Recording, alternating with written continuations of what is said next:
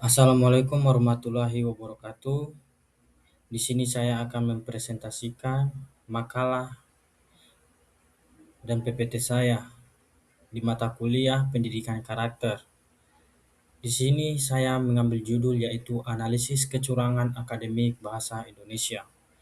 Nama saya Prianus Giawa, NIM 5112-51023, Fakultas Teknik, Prodi Teknik Mesin.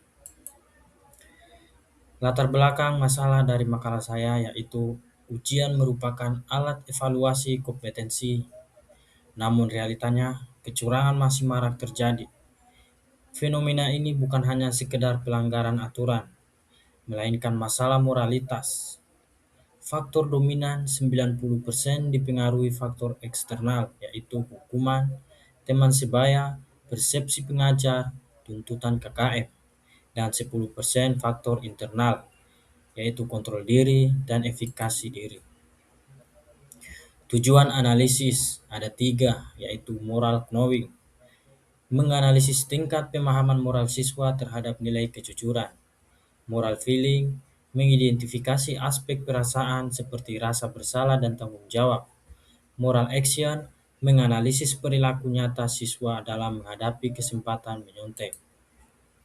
Studi kasus, siswa SMA di salah satu penelitian terdahulu. 93,5% siswa pernah menyontek. Fenomena massal sebagaimana dilihat dari penelitian terdahulu mengenai kecurangan siswa dalam melaksanakan ujian, yaitu terdapat 260 siswa menunjukkan tingkat kecurangan yang sangat tinggi.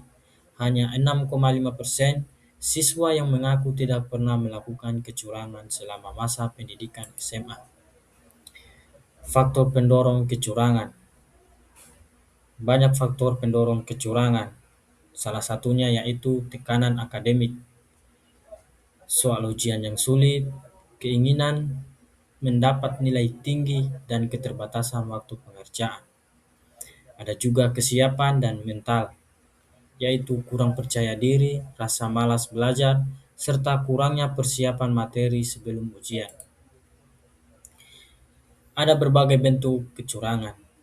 Ya, ada yang berbentuk verbal, yaitu bertanya atau meminta jawaban langsung kepada teman saat ujian. Ada juga yang berbentuk digital, mencari jawaban melalui internet menggunakan smartphone. Dan juga ada yang berbentuk tradisional, yaitu membawa catatan kecil atau buku pelajaran di ruang ujian. Analisis berdasarkan teori karakter Thomas Lickona menjelaskan ketidakseimbangan antara pengetahuan, perasaan, dan tindakan moral. 1. Moral knowing, yaitu tahu tapi belum sadar.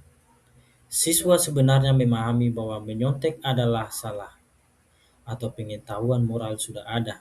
Namun, pengetahuan ini belum terinternalisasi menjadi kesadaran moral yang kuat untuk mengendalikan perilaku. 2. Moral feeling, lemahnya aspek emosional. Rasa takut akan nilai rendah mengalahkan rasa bersalah saat menyontek. Keinginan berprestasi secara instan menunjukkan lemahnya rasa tanggung jawab dan pengendalian diri atau self-control dalam diri siswa. 3. Moral action, gagal dalam tindakan nyata. Kesempatan yang terbuka atau pengawasan lemah dimanfaatkan untuk menyontek. Siswa belum memiliki kemauan moral yang kuat untuk tetap jujur di bawah tekanan akademik yang tinggi. Strategi moral action, yaitu membiasakan tugas mandiri dan disiplin harian. Deklarasi atau komitmen kejujuran tertulis sebelum ujian dimulai. Menerapkan sistem pengawasan ujian yang konsisten dan efektif. Memberikan sanksi yang bersifat mendidik bagi pelanggar. Strategi knowing dan feeling, yaitu penguatan knowing, edukasi etika akademik, integrasi nilai kejujuran di setiap mapel dan diskusi kasus dampak menyontek. Dan ada juga penguatan feeling, memberi penghargaan atas kejujuran, menumbuhkan budaya malu menyontek dan refleksi moral pasca ujian.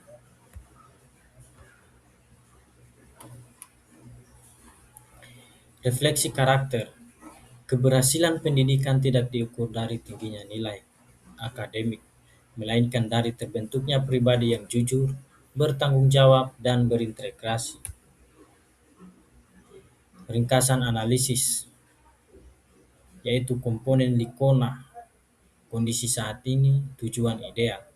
Seperti moral knowing, kondisi saat ini, tahu aturan tapi dangkal, tujuan inter tujuan ideal yaitu internalisasi nilai kejujuran.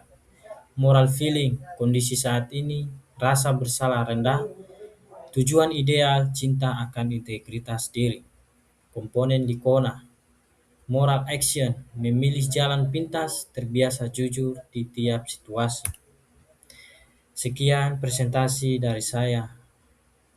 Jika ada salah kata, tolong dimaafkan. Sekali lagi saya ucapkan terima kasih.